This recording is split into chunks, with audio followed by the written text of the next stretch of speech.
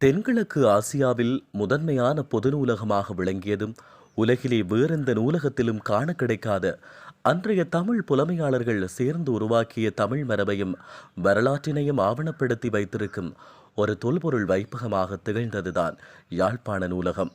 ஒரு இனத்தை அழிக்கும் முன் அதன் சுவடுகளை அழி என்பார்கள். வடக்கே குறிப்பாக யாழ்ப்பாணத்தில் தமிழ் மக்களுடைய புலமை சொத்தாக கருதப்பட்டு வந்த யாழ் நூலகம் இடித்து சாம்பலாக்கப்பட்ட சம்பவம் வரலாற்றில் என்றுமே துடைக்க முடியாத கரையாக பதியப்பட்டிருக்கிறது. இன்றைக்கு இந்த நேரத்தை போன்றதொரு காலை பொழுதில் 1981 ஜூன் மாதம் 1 யாழ்ப்பாணம் முழுவதும் ஸ்தம்பித்து போய் கிடந்தது. அப்போதைய ஜனாதிபதி ஜே.ஆர். ஏவர்தனவின் அமைச்சர்கள் காமினி திசாநாயக்க உள்ளிட்டோரின் ஆணையுடன் யாழ்ப்பாணத்தின் விலைமதிப்பெற்ற சொத்து எரித்து சாம்பலாக்கப்பட்டது. மே மாதம் 31 1981 எல்லோருக்கும் நினைவுகளின் படிகளில் அடிக்கோடிடும் என்று யாரும் நினைத்திருக்கவில்லை.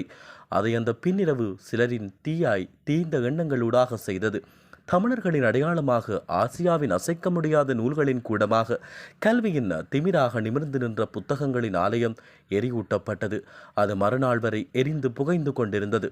இலங்கையில் 1940 ஆரம்பித்த அரசியல் பிணக்குகள் 40 வருடங்களுக்கு பின்னர் இனப்பிரச்சனைகள் ஆயுத மோதல்களாக வெடிக்க காரணமான காரணங்களில் முக்கிய காரணம் யாழ் பொது நூலகத்தின் மீதான இலங்கை அரசாங்கத்தின் வன்முறை. 1981 மே மாதம் 31 ஜூன் மாதம் 1 என 2 நாட்கள் யாழ் நூலகம் எரிந்து அடங்கியது. அதற்குள் இருந்த 97,000க்கும் அதிகமான புத்தகங்கள், வரலாற்று சிறப்புமிக்க ஓலைச்சுவடிகள் என்பன கொடுந்தீயில் எரிந்து சாம்பலாக்கப்பட்டன. யாழ் நூலகம் எரிந்து இன்று 43 வருடங்கள் கடந்துவிட்டது.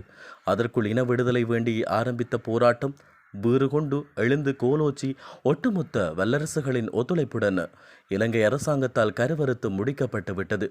1,00,000க்கும் அதிகமான மக்களின் படுகொலை, 1 மில்லியன் மக்களுக்கும் அதிகமானவர்களின் புலம்பெயர் வாழ்க்கை, லட்சக்கணக்கானோரின் இடம்பெயர் வாழ்விடங்களை தொலைந்து அலைக்கழிவென்று சொல்கிறது அவலங்களுடைய பின்னணி. யாழ் பொது நூலக எரிப்பு என்பது ஒரு இனத்தின் மீதான வன்முறையின் அழிக்க முடியாத அடையாளம். தமிழர்களின் புலமை சொத்தின் மீதான அதிகார வர்க்கத்தின் அசிங்கமான ஆத்திரம் இப்படி நீண்டு செல்கிறது.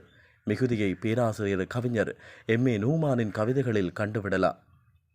புத்தரின் படுகொலை. நேற்று என் கனவில் புத்த பெருமான் சுடப்பட்டிருந்தார். சிவில் உடை அணிந்த அரச காவலர் அவரை கொன்றனர். யாழ் நூலகத்தின் படிக்கட்டருகே அவரின் சடலம் குருதியில் கிடந்தது. இரவில் இருளில் அமைச்சர்கள் வந்தனர். எங்கள் பட்டியலில் இவர் பெயர் இல்லை, பின் ஏன் கொன்றீர்கள் என்று சினந்தனர். இல்லை ஐயா, தவறுகள் எதுவும் நிகழவே இல்லை.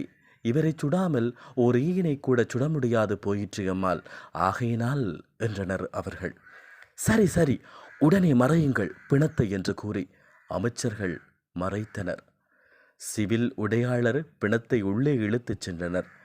90,000 புத்தகங்களால் புத்தரின் மேனியை மூடி மறைத்தனர். சிகோலாவாத சூத்திரத்தினை கொளுத்தி எரித்தனர். புத்தரின் சடலமும் அஸ்தியானது, தம்ம பதமும் தான் சாம்பலானது.